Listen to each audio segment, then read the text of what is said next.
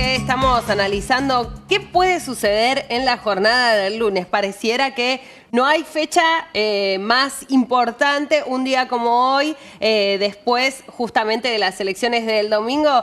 Lo que se va a definir es realmente clave y todos estamos apuntando a ver si se va o no a un escenario de balotaje.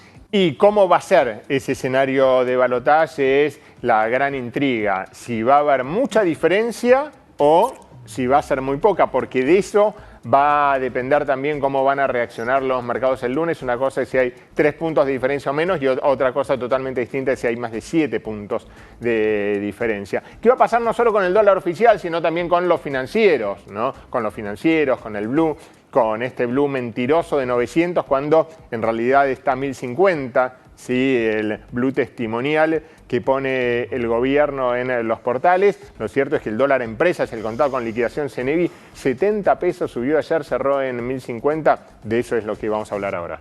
Fernando Morra, es economista, está conectado con nosotros y vamos a hacer un análisis sobre esto que mencionábamos recién. ¿Cómo estás? Buen día. ¿Qué tal? Buen día, Rocío. Mariano, ¿cómo andan?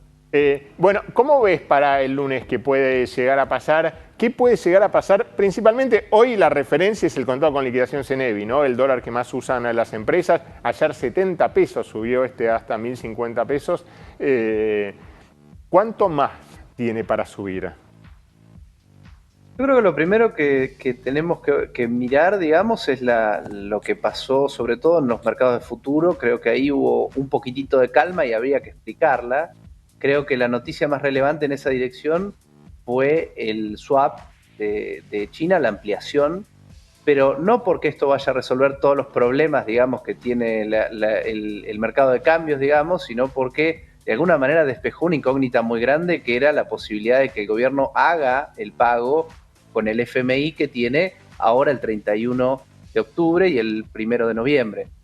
En ese sentido, creo que después de la noticia hubo alguna calma en el mercado, pequeña, digamos, considerando lo que tenemos enfrente, que es la elección, y también es cierto que, dado que los vencimientos son de 3.400 millones, al gobierno le estarían quedando algo así como 3.100 millones que puede usar entre las PASO y las generales para intervenir tanto en el mercado formal como en el mercado financiero. Ahora, ahí hay un conflicto muy difícil, digamos, porque todo lo que use en el mercado formal, más o menos los números que uno estaría manejando es que 3.100 millones perdiendo a 100 millones por día, que es algo más o menos normal, digamos, en un escenario bastante estresado, alcanza para unas 30 ruedas. Es una regla bastante sencilla, pero 30 ruedas es un poder de fuego que para el MULC, para el mercado de cambios de bienes y servicios, alcanza, para los dos mercados no alcanza. Y lo que estamos viendo es que la inestabilidad más importante, y ahora sí yendo un poco más a la pregunta, la inestabilidad más importante no está tanto en el mercado formal, digamos, sino en el mercado informal, con el salto de las cotizaciones y una brecha que prácticamente no habíamos visto históricamente en muchísimo tiempo. O sea, el tipo de cambio efectivamente está muy alto y hay mucha sensación de una inestabilidad posterior a las elecciones generales. ¿Y cómo puede llegar a ser, ¿no?, esta transición hasta el balotaje en caso de que sí haya balotaje? Porque es muy larga hasta el 19 de noviembre. Es muy larga, y no solo es muy larga, sino que también el otro día Sergio Massa dijo, bueno, el acuerdo con el fondo, y creo que también el secretario de Finanzas dijo, dice que hasta el balotaje el tipo de cambio puede estar estable. Ahora, lo que estamos viendo es que toda la ganancia real, digamos, el mayor costo o la suba de tipo de cambio real que generó la devaluación ya se perdió. Y en un escenario en donde la inflación ya tiene un piso, conocimos esta semana el nivel de la inflación mayorista en el 9%, como mínimo va a ser un piso en ese entorno, el tipo de cambio se va a ir atrasando fuertemente el oficial. Y lo que tenemos un poco, por lo menos el escenario que nosotros estamos conversando con nuestros clientes en Suramericana, es un escenario que depende principalmente de quién es el candidato que, o sea, depende de la noticia del lunes, básicamente, o del domingo a la noche. dependiendo de la noticia del domingo a la noche, uno más o menos puede ponderar algún escenario diferente de acuerdo a qué candidato gana. Vamos a arrancar, si querés, por lo más claro.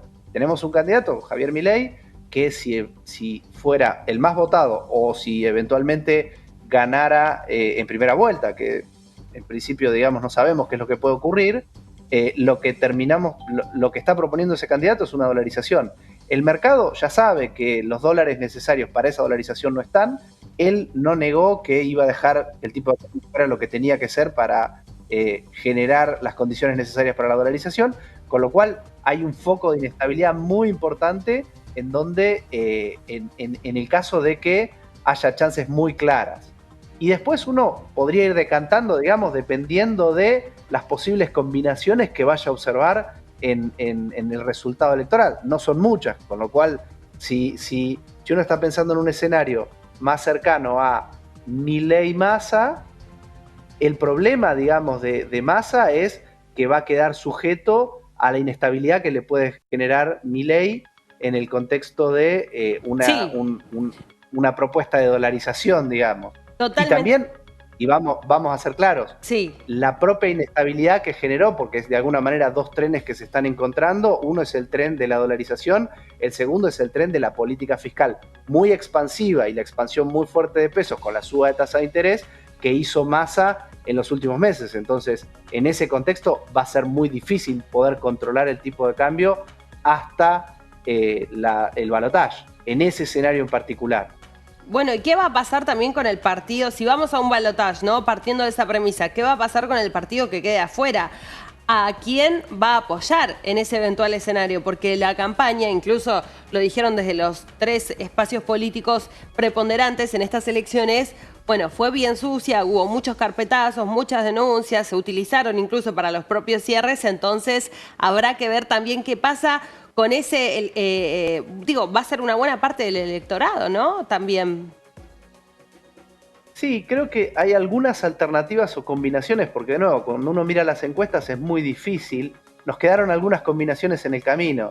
Nos quedó la combinación Milei-Bullrich, que llegado a ese punto, también Sergio Massa queda como la persona que va a estar haciendo la transición, y hay que ver el mercado de nuevo cómo pondera las chances de Bullrich de ganarle a Milei en un balotaje, y eso puede llegar a generar un escenario un poquitito más de calma, y por ahí uno podría imaginar un escenario en donde Massa y Bullrich llegan a un balotaje y posiblemente ese sea el escenario en donde el dólar esté más calmo de alguna forma, porque estamos corriendo el escenario más, de alguna forma, incierto, que es el escenario de un candidato que está proponiendo una dolarización sin un plan demasiado claro. Entonces, un poco para tener todo el panorama, posiblemente la volatilidad más grande sea si gana Milei en primera vuelta. Un escenario de Milei-Massa es complicado, sobre todo por la capacidad que tiene el gobierno de manejar el tipo de cambio en la transición. Un escenario Bullrich-Milei, dado que parecería que hay alguna chance de que Bullrich pueda llegar a derrotar a Milei en un balotaje, podría ser un escenario de alguna estabilidad mayor, y posiblemente el escenario de mayor estabilidad cambiaria ocurriría si tuviéramos un resultado final en donde los candidatos al balotaje son Sergio Massa y Patricia Bullrich. ¿Hay chances de que haya alguna suerte de desdoblamiento cambiario? Bueno, hoy ya lo tenés, ¿no? Una suerte de desdoblamiento cambiario, pero digo, a partir del lunes o a partir del lunes post-balotage, porque si pasa esto, todos los que tienen dólar linked, pese a la suscripción récord, ¿no?, que hubo en fondos dólar linked, de gestoras que dijeron no tomamos más directamente pesos para fondos dólar linked. Va a ser un escenario complejo.